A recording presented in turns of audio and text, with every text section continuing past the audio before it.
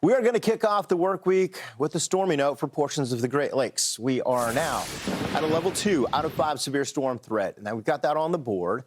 Hail, damaging winds, those will be the main threats today. Wisconsin, good morning to you. You are going to notice the change as far as the warmer temperatures, the humidity going up. And as we go through the afternoon, some of those stormy conditions do pick up all the way from Iowa, clear back really through portions of the mid-Atlantic. Look at this front basically stalling in place. A lot of the heat and humidity getting pumped up. Got this area of high pressure across the southeast, and that's going to increase the dew points way up to the north. Now, having said that, a lot of this does happen during the afternoon, and here is what we've got from the Storm Prediction Center.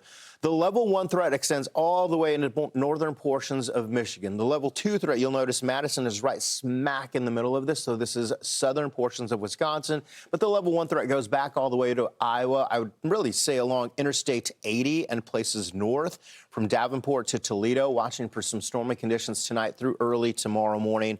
We've got this heat that returns through the week ahead. Didn't we enjoy a nice cool down over the weekend? Front came through, temperatures plummeted, and we had some dry conditions due to the north winds. That all changes today. A place like Minneapolis getting to 77, 20 degrees above where we would normally see these numbers right about this time of year. And how about Minneapolis? 74 degrees, about 26 degrees above where we would normally see these numbers right now. So the heat continues to build, and this heat will be with us for a good chunk of this week. Of course, we'll have some stormy conditions several times this week, and we'll go over it all morning long. But the moisture, we talked about the moisture getting fed all the way up from the Gulf of America, and guess what? That will help to fuel some of those storms. We throw in some low-level energy to also kick up and move through, and as those winds intensify, we will also watch for some gusty winds, especially for portions of the Great Lakes. Also, we'll break this down here a little bit later. We've got some winds across portions of the plains that's going to bring the fire concerns up. Everything is related one way or another, right? Hail possible, and this is going to be one of the larger threats with the storms this afternoon and this evening. If you do have a carport or a garage, you know the drill. You'll want to park those cars in a covered area and away from trees, because you're thinking, all right, well, I'll park under a tree and protect my car.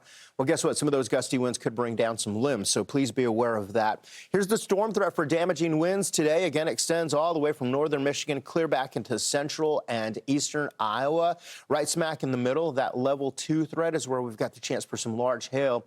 And when we think large hail, let me go back to this, and remember, these are new information coming in this season. Here's where you've got that level 2 for the damaging hail, 2 inches in diameter or greater, though. But that really, when you're talking about that larger hail, extends beyond that level 2 threat that you see coming in from Storm Prediction Center. So this just goes to show as these storms progress and move to the east and build up, you can see some large hailstones all across portions of the Great Lakes, especially the southern Great Lakes.